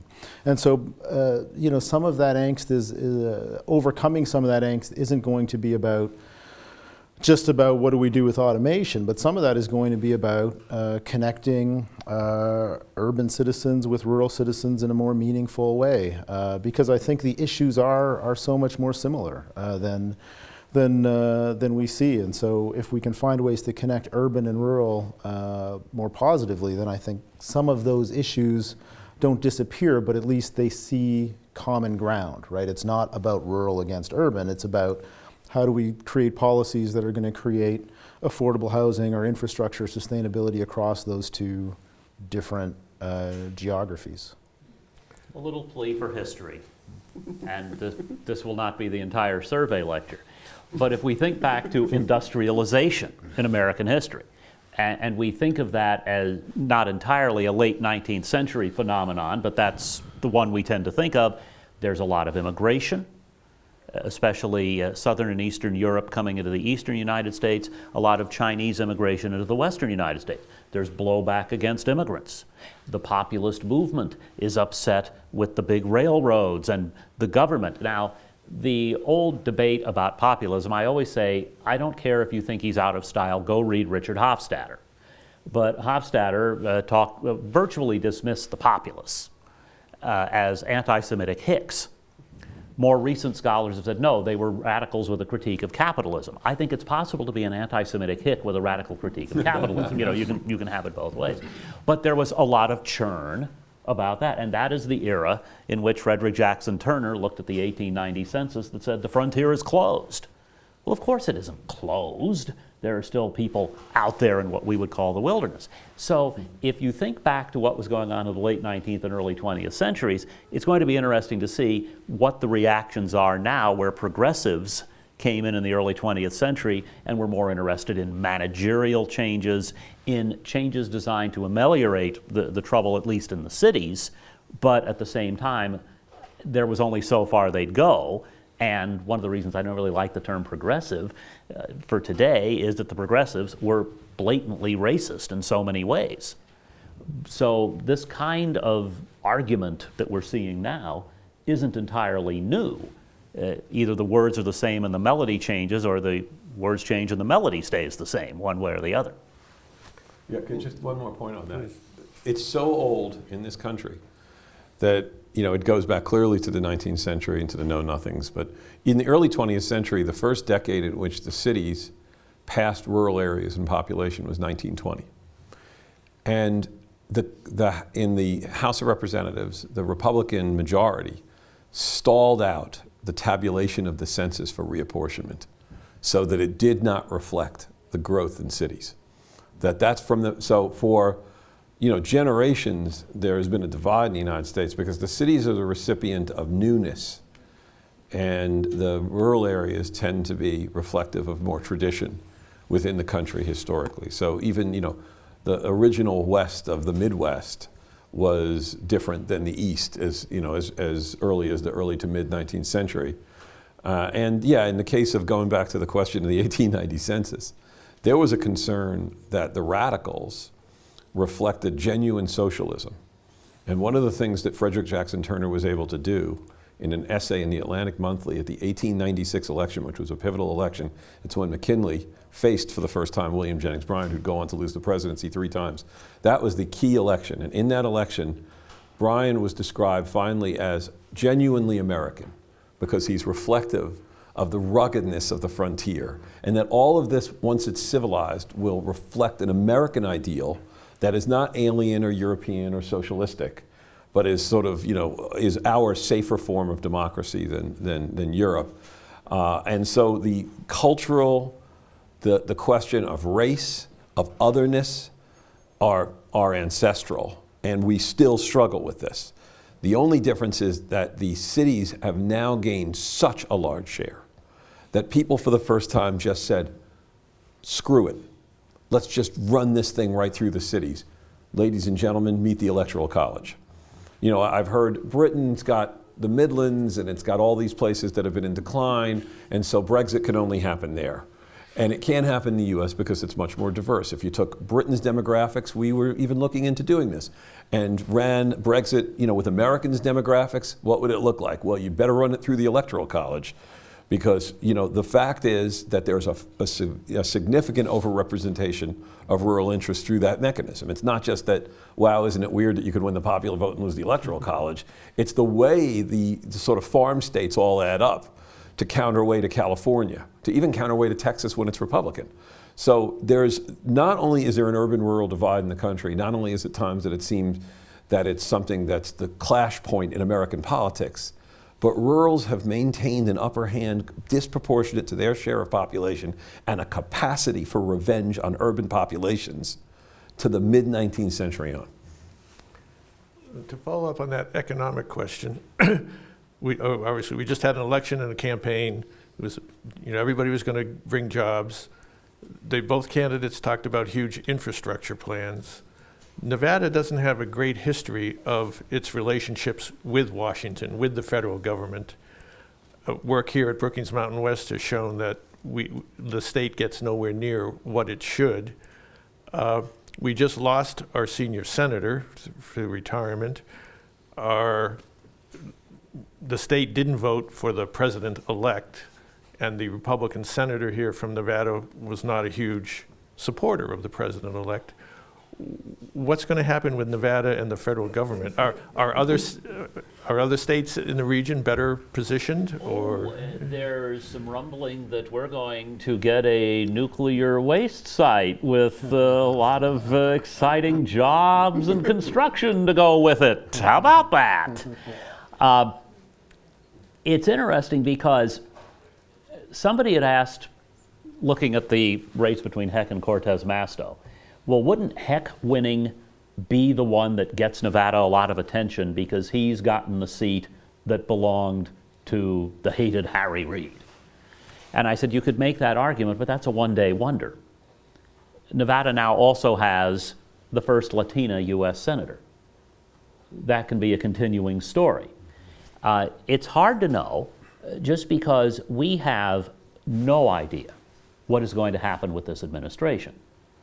And historically, we have never elected someone who had no experience in government or public service or politics. Or military.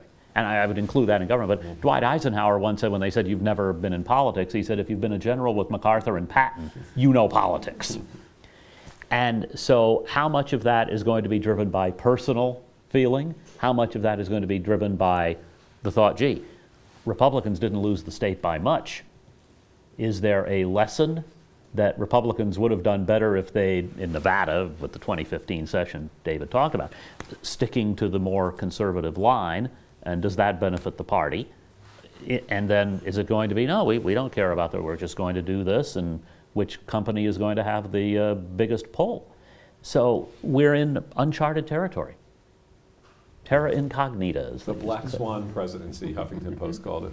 Or no, Politico rather called it. The black, you know, a black swan event is one that's unexpected, and then after its occurrence, the outcome is unknown, and it's applied to this presidency. I needed a more helpful answer there. I know you did. I know you did. Nobody go out on a limb, The good news, David. Bill, is we do so poorly with the federal government, we won't even notice.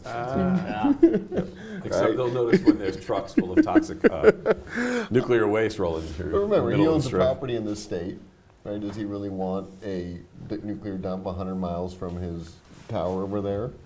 I was told years ago, Yeah, but the biggest Republican donors in the state, is he going to want that? and apropos of that, there was a billboard years ago in Mississippi that said something like, come gamble in Mississippi, we don't have nuclear waste, or something like that. I mean, this is a factor. And Sheldon Adelson is going to have some power, apparently, with Donald Trump.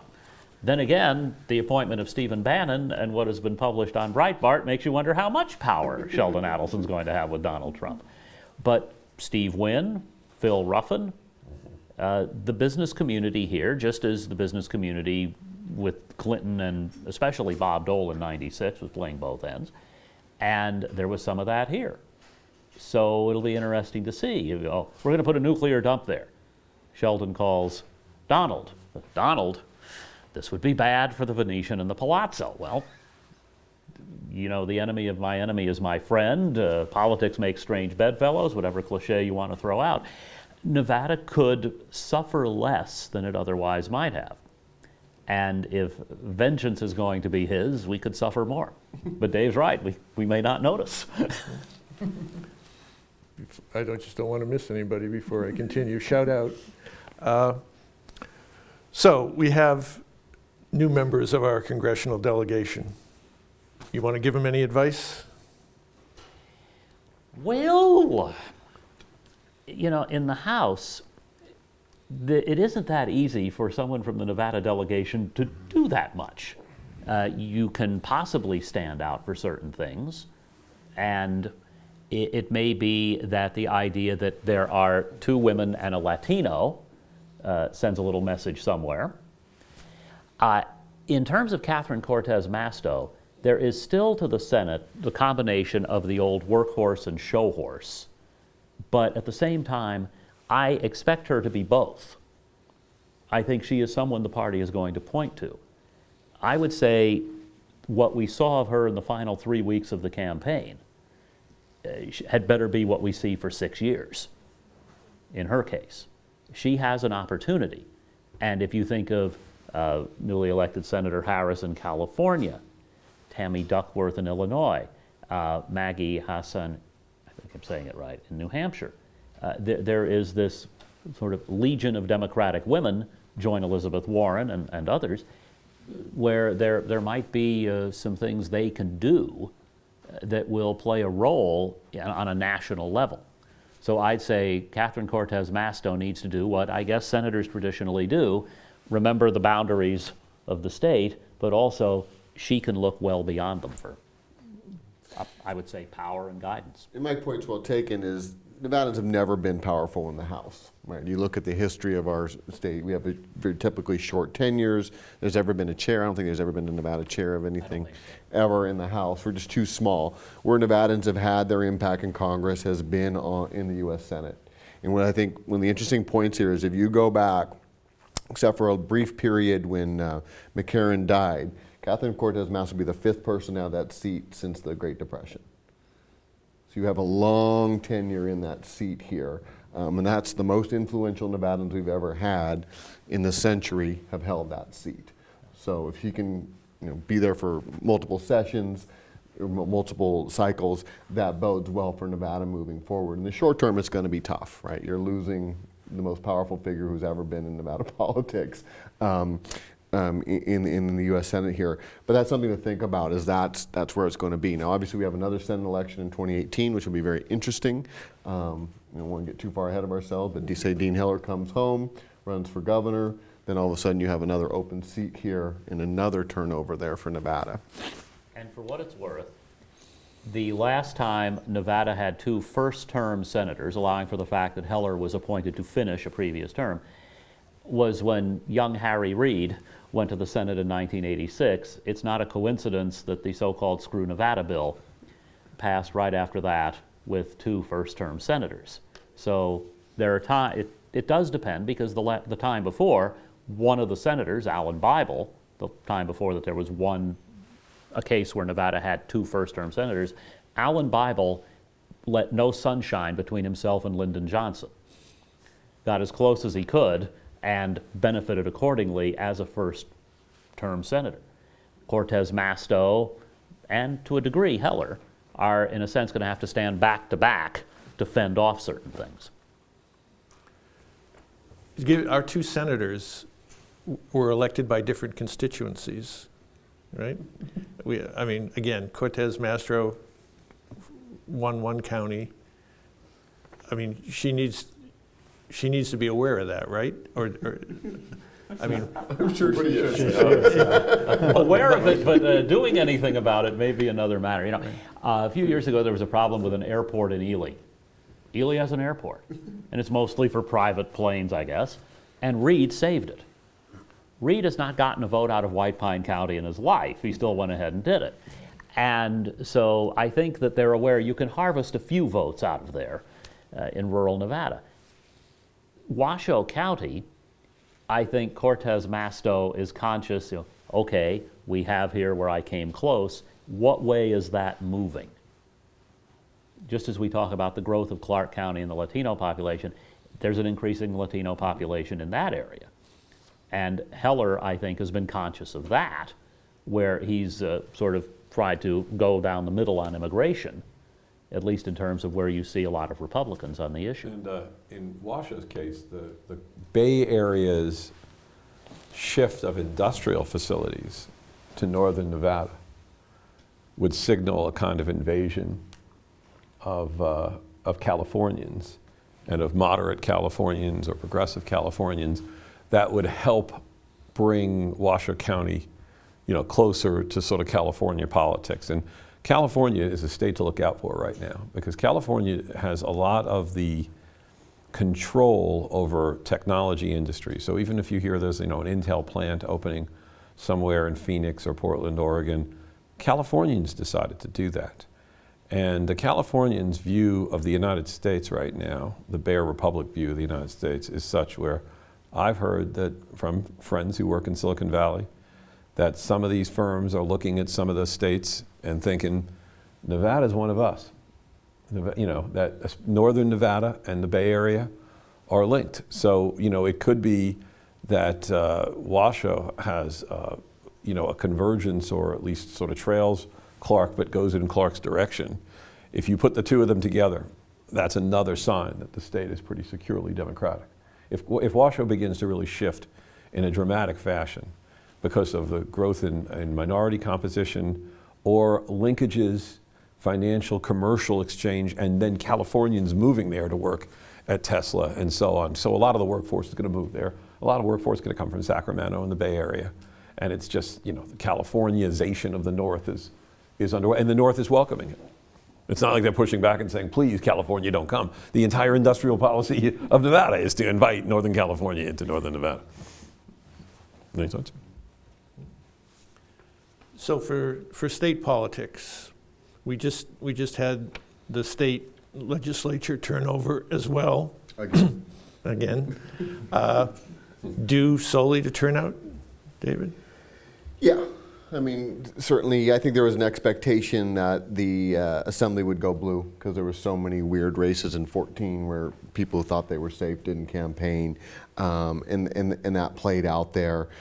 It came down, to 3 Senate seats, 2 down here, 1 up north. They held the 1 up north. The 2 down here flipped. Or Joyce Woodhouse kept her suburban seat, and then Cannizzaro.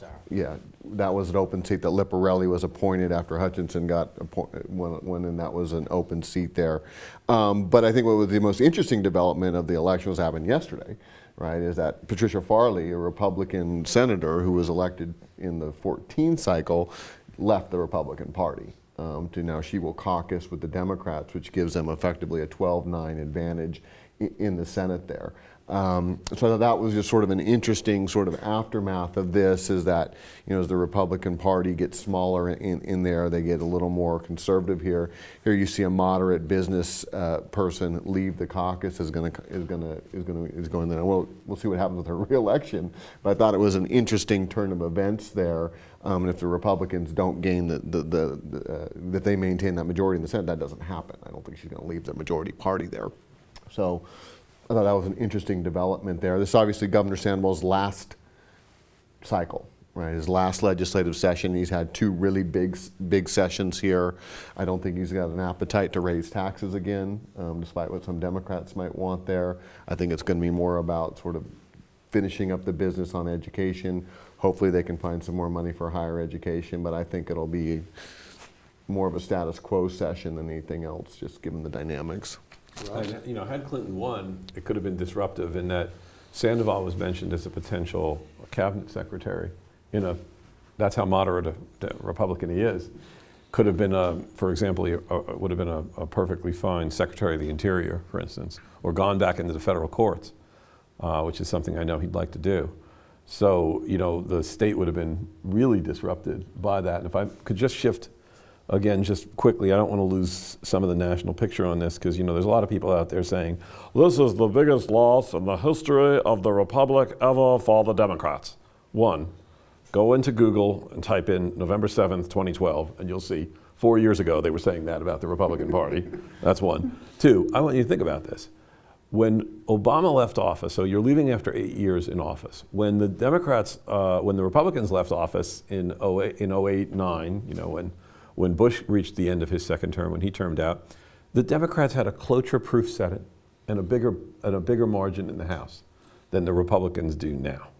So the Democrats actually have 48 seats in a body that could slow walk anything.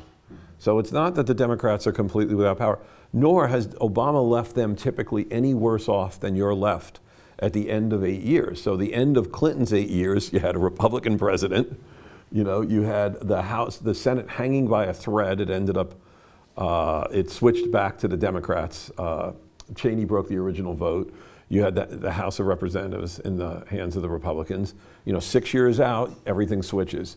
The cycles of politics are, the Republicans are as good as it gets right now and will be eaten into in all sorts of majorities going forward, starting in 18, which would have been a disastrous midterm election for the Democrats had Hillary Clinton been in office, because there's an asymmetric risk in the Senate and they have many more seats up. Amy Klobuchar, there's lucky that a lot of these are popular senators, even if they're in states that may be trending for the Republicans. So, you know, the idea that the Republic is gone, that this was the biggest disaster. The bigger disaster for the Democrats has been they've paid so little attention to down ballot for so long that they've been marginalized in so many state houses that I'm sure their strategy is to recapture as much of that in 18, to get governors in place for the 2020 reapportionment so they can gerrymander the districts in the House.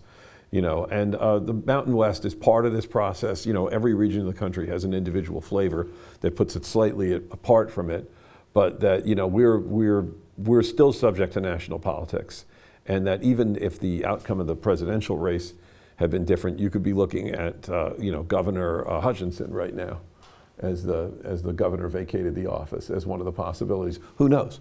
You know, now all that, every Nevadan is going to be staying put and hoping that the Arizonans take mercy on us for having voted for the Republicans. And by the way, go Arizona on I-11. I know President-elect Trump mentioned it. You got to hold his feet to the fire. Let's conclude with talking a little bit about this Electoral College popular vote issue. Is it a long-term issue? I mean, do we do something about it? No. I mean, it's a long-term issue, but it's just too hard to change the Constitution. You need 3/4 of the states, and those small states are never going to change that, right? You're never going to see that outcome. If it didn't happen after 2000, it's not going to happen. If it didn't happen this time, it's not going to happen. So we're stuck with it, and it's, you know, basic political science is, you know, outcomes in politics are determined by preferences, yes, but they're also determined by institutions and who can manipulate those institutions better. Going in this election, the Democrats had more paths to get to 270 than they've ever had before. They failed to do that, right? Donald Trump had one path to 270, and he nailed it, right? That's you're not going to get rid of that That's called winning an election. Right? Exactly, it's called winning an election. You know, and you know, they were narrow, right? As Rob put up the data, you look at those 3 Midwestern states. There's 100,000 votes difference in all 3 states combined. So you're not talking about a huge blowout win like Reagan in '88 at the end of the day. But that was his only path. That was the only path, and the Democrats did not block it. And this is the outcome you get. There's a great piece in 538 by, you know, one of their lead analysts that is, are the Democrats screwed in the Electoral College? You know, everyone wants to know it because in the last 2 cycles, in the last 16 years, the Democrats have won the popular vote and lost the Electoral College. In fact, this may be the biggest gap between the popular vote and the Electoral College in terms of the share that the president lost the popular vote and won an Electoral College victory. And the conclusion was every set of election cycles is different. But I'll disagree with Dave on one point, in that there is a movement, and even this week in Maryland, the governor signed a piece of legislation that says the Electoral College stands. No one's going to change it. Vermont, fair or not, and why are there 2 Dakotas, and why do they have 3 electors each, you know, are going to get this overrepresentation. But there's one thing that the so-called, so we've heard about the swing states. There's now a spectator state movement. There are states like California that say, despite the fact that we have the largest share of electors, nobody comes and visits except when they want money.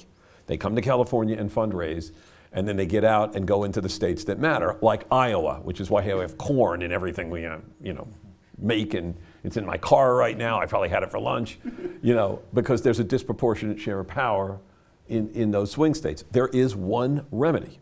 The Electoral College allows you to do this.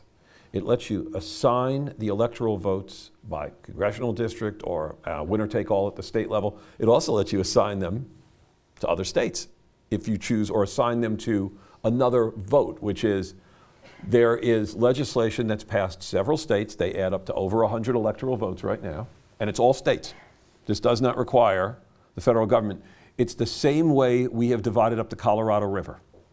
So the states made a deal in the Colorado River and divided the Colorado River, work well or not.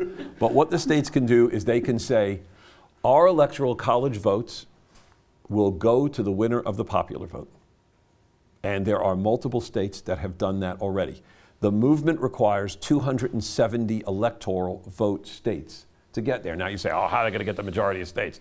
They don't have to, because the majority of the electoral vote is in disproportionately. Some of these, Illinois went this way. Texas is looking at it. You would think Texas would say, we're never going to do that because we like the outcome of the 2000 election, was our governor, and he won with the Electoral College. That's not the way it works. Texas is actually pretty peevish about this election. One, they're Texas, why isn't anybody paying attention? Two, they don't want a wall. They think Monterrey, Mexico is one of their cities. That's how much trade they have. So Texas is a potential pickup on this, and that's 36 electoral votes and growing. So I think, if anything, the shock of the disparity between the popular vote outcome and the Electoral College, and the gains that Democrats may make in 18, to the extent that this is partisan in state houses, could start a movement where if you get to the 270, the 2020 race could be the first one where there's a new mechanism for the allocation of the Electoral College. It would be that you now owe, by agreement, by an interstate compact, an unbreakable one with no faithless electors, you owe your electoral vote to the popular vote winner. And one last point on this. People are like, oh my God, it would be so hard to determine. It would take weeks. We got weeks. They don't meet till mid-December. It doesn't make a difference. Like, well, California's vote won't be known till 2035 or something like that. It doesn't matter. You got till the middle of December. You think you can count in 6 weeks? Well, no. We'll know who won something like that. And what would be different is this. People say, oh my God, I can't believe you do that, because then they would just campaign in the biggest cities and Nevada would never be heard from again, with the 29th largest metropolitan area. They'd come through. Trust me on that. You would want to stoke Las Vegas. Who would be screwed is the rest of Nevada. I don't have a particular problem with that. Well, I just want to, I guess, if I had a question, I'm surprised actually at how little we've heard about, at least how little I've heard about, the disparity between the popular vote and the Electoral College. I mean, it doesn't seem to be part of the narrative that's bubbling up, and yet it should be. And so part of, my question, so you said, would this actually happen? I don't know that it would be on anyone's radar at this point, because it just is not coming out as an important part of the post-election narrative. Now, there's still time for that, of course, but it clearly should be, because it's a big deal, right? How does this topic fit into the great libertarian tradition of Nevada and the West? Well, Nevada has this great libertarian tradition, and whenever I am asked to explain it, I send people to the comic strip Bloom County, when Opus the Penguin had a book, How to Be a Farmer. And he had to learn to say the following 2 sentences without breaking up laughing. Keep those goobers from Washington out of my business. Where's my federal subsidy check? And that's essentially Nevada's libertarian tradition. And if Nevada's southern quadrant gets together, things can happen. Here's a way to look at what Rob is talking about with this metropolitan area. In theory, there are enough legislators to vote to eliminate every college and university north of Clark County. They have the votes to do it. And if the governor vetoes it, they have the votes to override him. Now, if Southern Nevadans are mobilized on something like that, it can work. And then if you get Southern Nevadans looking, saying, well, gee, we voted not overwhelmingly for Hillary Clinton. Obama ran better here. But we did vote for her, and our electoral votes went for her, but what was going on nationally, then you could see Southern Nevada driving that bus.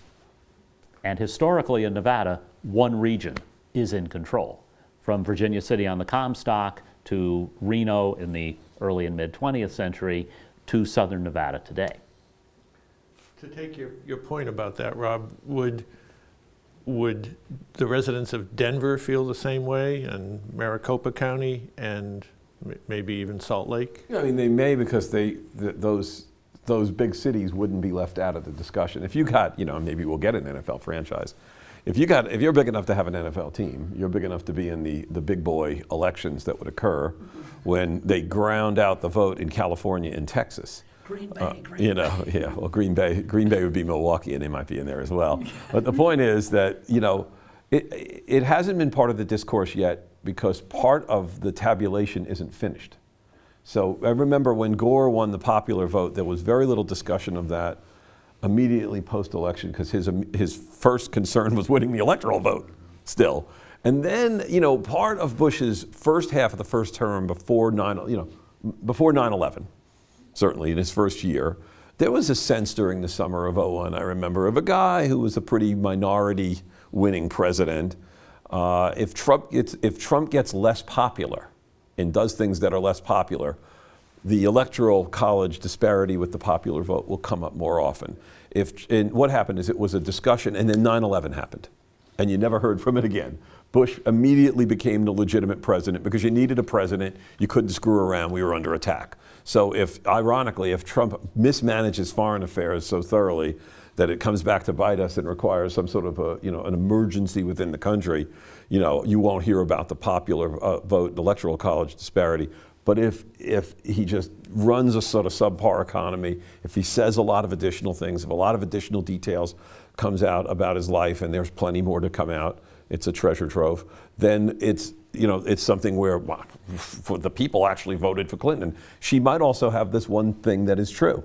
She may be a person who does even better than Jimmy Carter against Ford in the popular vote. It's unknown, and actually some of the numbers are coming in stronger than some of the analysts had predicted at this point. So if she's got a couple of million more than this guy, then some of the national polling wasn't that far off because it was a lot of 2s and 3s in that national polling. And then the problem for the Democrats will be this.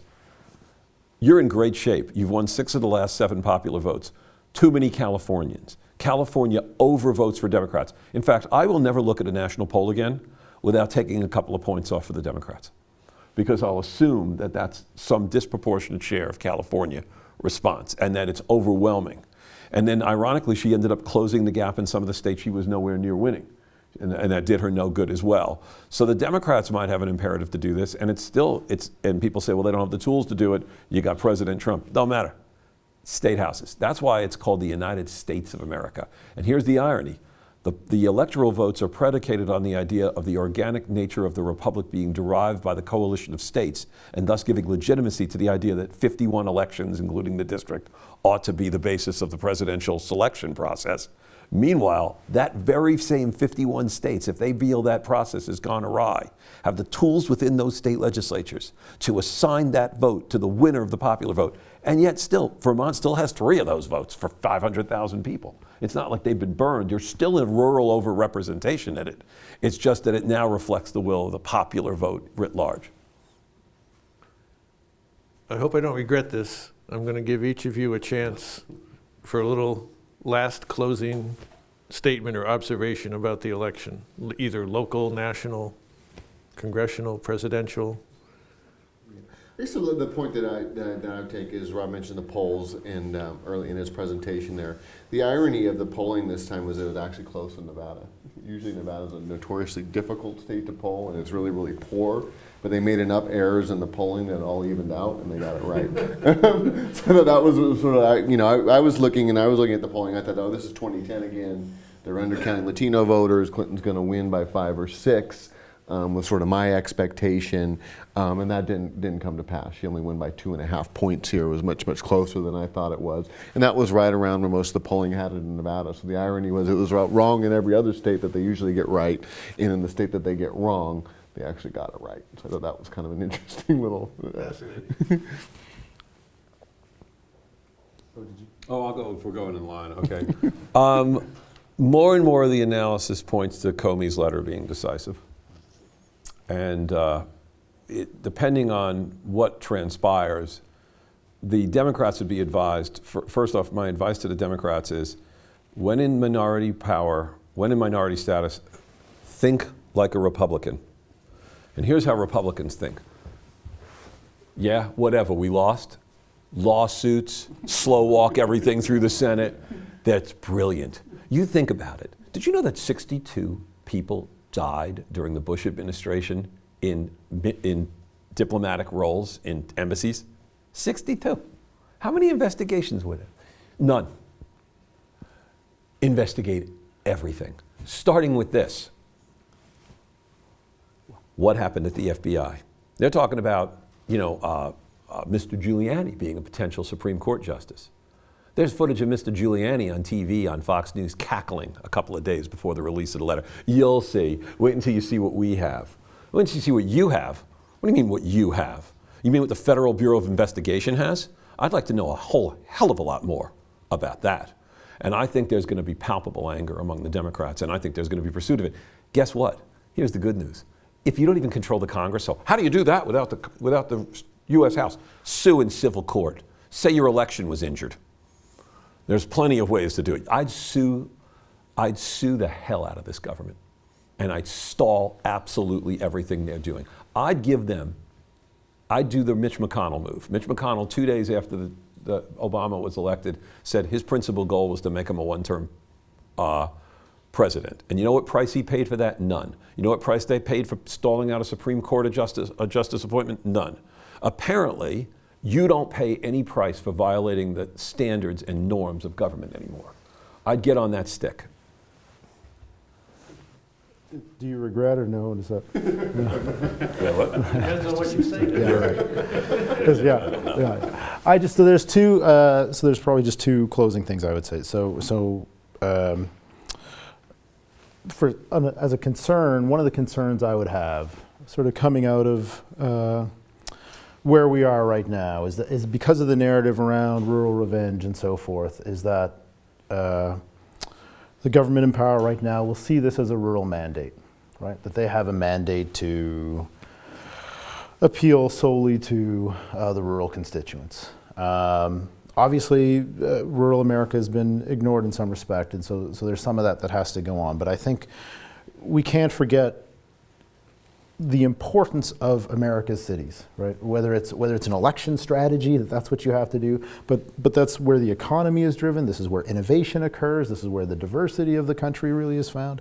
And so I worry that somewhere urban America is going to get lost or pushed to the side. So along those lines then, sort of slightly more optimistic, one of the things I hope to see out of this is, or I expect to see out of it, is the kind of Bruce Katz discussion of what will happen in federalism. So much of the federal election, of course, points at our national leaders and even at our state leaders, but I think really, as this unfolds, what we will probably see more of is the local leaders, right? That so much of what needs to go on in developing the economy and making public policy reform is going to continue to happen at the local level. And so despite all the discourse and discussion and debate about what's going on at the federal level, I think we will continue to see, and probably even more so, I think, the importance of urban America and leadership at this level. All of the above. That's why it's good to go at the end. No, it's With- none of the above. All of the, I know, although years ago in San Francisco, someone ran for office as none, N-U-N, of the above. So anything is possible in life. Picking up on what Rob said, not only do I completely agree, this is where you study Nevada. Nevada did not have the votes to stop the nuclear waste dump from coming. Maybe it'll still end up coming. They tied up this thing in the courts. They did everything imaginable. And that's how Democrats have to think. When he was elected president, Franklin Roosevelt paid a courtesy call on retired Justice Holmes, and he said, "Do you have any advice?" And Holmes said, "You're in a war. Form your battalions and fight." Well, this is a fight, and if we are looking at this administration, this may be a fight to save some people's lives. It is a little easier in that case to be obstreperous in that way, to stand up for those things. And if I were Chuck Schumer, I'd have Harry Reid on speed dial. Because Reid knew what McConnell was about. He understood this. I think Schumer's very sharp. But there are times where Schumer may need a little bucking up. It's going to be interesting to see how Democrats in the Senate react. And there are protests about Donald Trump. The right to protest is a wonderful thing. How many legislators came out of Occupy Wall Street? Those protesters better be thinking about getting involved at local government levels, because that's where the problem is, not just for Democrats, but if you look at the third or fourth party votes, Gary Johnson and Jill Stein got votes from people who frankly want it all without having to work for it. And by that I mean, when you have elected a Green city council member or a Libertarian legislator, then talk to me about the presidency. Well, we're going to try and get you out of here on time, something I'm always proud to do. Let me thank our expert panelists here for a great discussion. And let me thank you for joining us and for your patience. And we'll look forward to seeing you at our next event. Thanks again. Bill.